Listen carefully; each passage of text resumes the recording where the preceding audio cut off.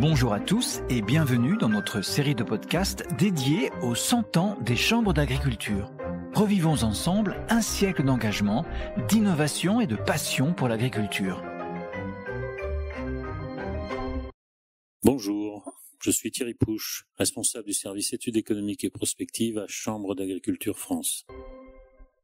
On peut traiter de la période 1924-1945. 1924, c'est donc la création des chambres d'agriculture.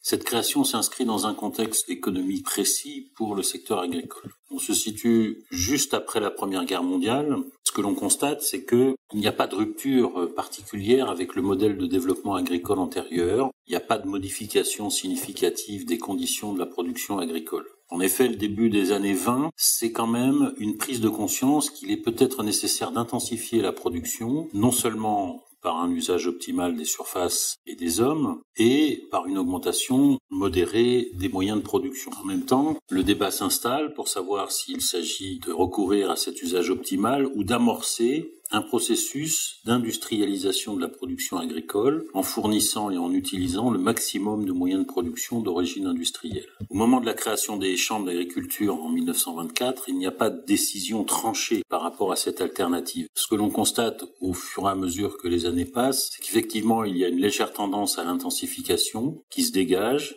mais en même temps, les agriculteurs connaissent une certaine lenteur pour abandonner progressivement les pratiques culturales traditionnelles. D'autant plus que cette période toujours marquée par le fait que 550 000 agriculteurs sont morts pendant la guerre, 500 000 autres ont été blessés, donc il y a véritablement pour le secteur agricole français un problème de main-d'œuvre pour pouvoir faire fonctionner les exploitations agricoles au-delà des choix qui doivent être faits pour augmenter la production agricole. On sent bien pour autant que, à partir de la création des chambres et pour plusieurs années, il y a un modèle qui est un petit peu contesté et on va rentrer progressivement, très progressivement, dans une autre forme d'exploitation agricole. On peut souligner un point important sur cette époque, c'est le retard de l'agriculture française par rapport à d'autres pays. Car l'enjeu dans cette période-là est toujours important, celui de nourrir le pays. Le degré de mécanisation est faible, il est rudimentaire, on a encore recours à la traction animale. Donc l'État entend lancer une réflexion sur la création d'une institution qui serait en mesure d'accompagner ce nouveau développement agricole, cette dynamique de développement et de production. Donc cette décision va aboutir à la création des chambres d'agriculture le 3 janvier 1924.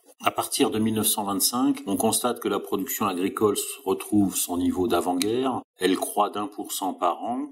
C'est un seuil qui a été rarement atteint auparavant, mais manifestement, la dépendance de la France en matière de production agricole et alimentaire ne s'est ni accentuée ni réduite. Donc c'est déjà un point positif. En 1935, soit 10 ans après, on atteint une quasi-autosuffisance en céréales, en pommes de terre, en fromage et même en viande, alors que pour le lin, les oléagineux, le vin et le froment, nous sommes toujours assez éloignés de cette autosuffisance. Donc il y a par voie de conséquence un déséquilibre de la balance commerciale agricole et alimentaire de la France, puisque comme nous ne sommes pas complètement autosuffisants, il n'y a pas de surplus qui sont dégagés pour pouvoir exporter davantage.